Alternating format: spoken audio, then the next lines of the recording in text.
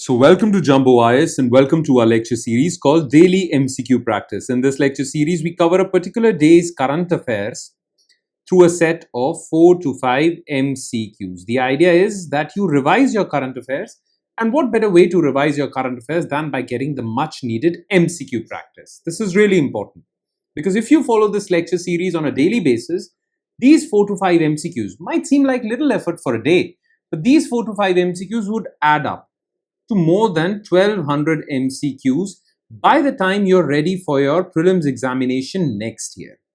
So little efforts every day add up, they compound, and they make you informative as far as current affairs are concerned for your prelims examination. Okay, you wouldn't have to worry about your current affairs portion when it comes to prelims. So make this lecture series a part of your daily routine. It should be a daily habit of yours.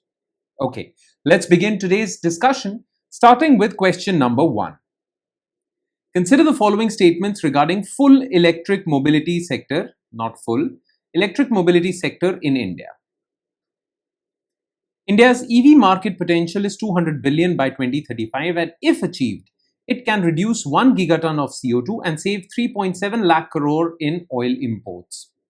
India currently has 2.9 million public charging stations with aim of doubling it by 2030.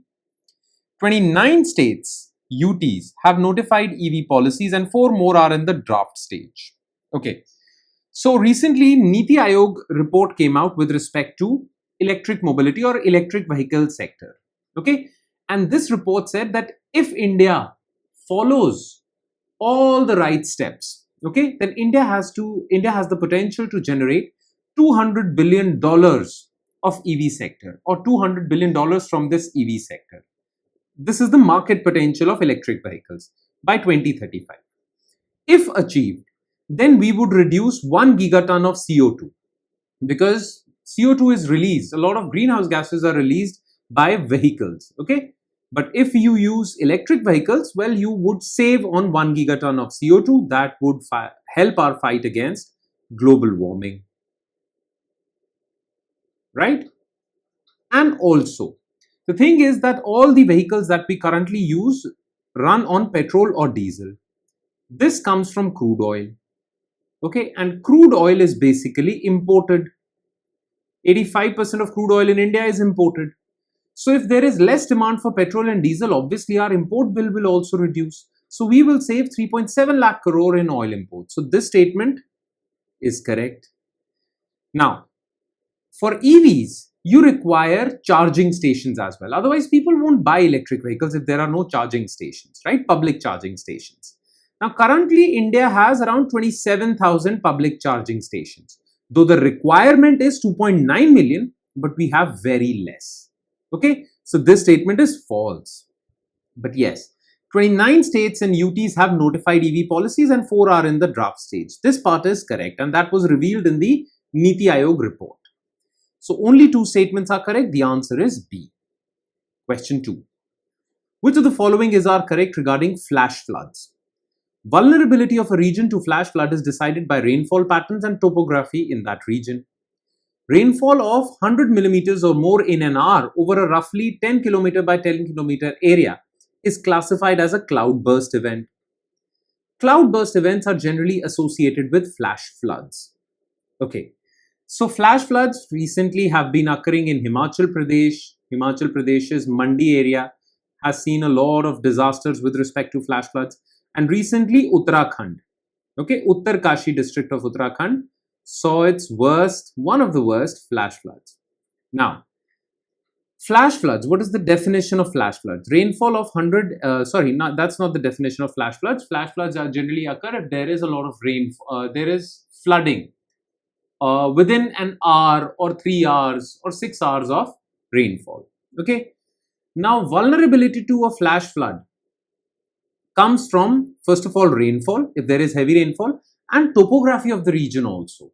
The topography, physical features of a region decide whether that area would have flash floods or not, landslides or not. Okay, that is why hilly areas are more vulnerable to flash floods, even though there is less rainfall there. Okay, so this is correct. And generally flash floods occur because of cloudburst. Now, what is the definition of cloudburst? This exactly is the definition of cloudburst. And yes, third statement is also correct. So it was a simple question. All statements are correct. Question 3. Consider the following statements regarding Philippines. Philippines is an archipelago consisting of 7,100 islands in Southeast Asia. Indonesia is the only country with which it shares a land border. Philippines takes its name from Philip II, who was king of Spain during Spanish colonization of the islands.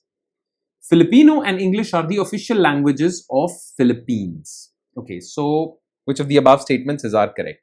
So yes, Philippines is an archipelago which consists of 7,100 islands in Southeast Asia. Absolutely correct. Philippines does not share any land border. It does not share any land border with any country. So second statement is false. Yes, it shares maritime borders, but not land borders, because it's an archipelago. Okay, it's surrounded by sea. Now, the name Philippines of this territory comes from Philip II, who colonized, or who was the king of Spain, and Spain colonized Philippines for 333 years. After that, Philippines was colonized by USA for 44 years. Okay, so third statement is correct. And yes, because they were colonized by Americans, well, they use English and their local language Filipino. So Filipino and English are the official languages. Absolutely correct. So the answer to this question is 1, 3 and 4, D. And last, consider the following statements regarding Article 356 of the Constitution. President's rule in India, governed by Article 356 of the Constitution, is a mechanism where the union government takes over administration of the state. The president acts based on the report from the governor of the state. Once approved, President's rule initially lasts for 6 months. Okay, so Article 356 allows for President's rule in a state. That happens when the constitutional machinery breaks down in the state. Okay, and when that happens, state government is dismissed, state legislature is either dissolved or suspended, and parliament takes over the legislative functions, and president takes over the executive functions through governor. Okay, so this statement is correct. Now, president acts based on a report from governor of the state. This is also correct. Clear?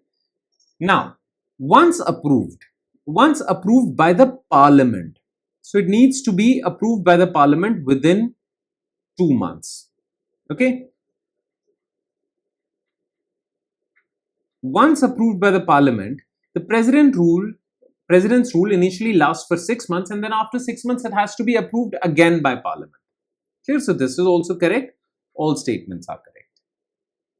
Clear? So yeah, with that, we conclude today's session.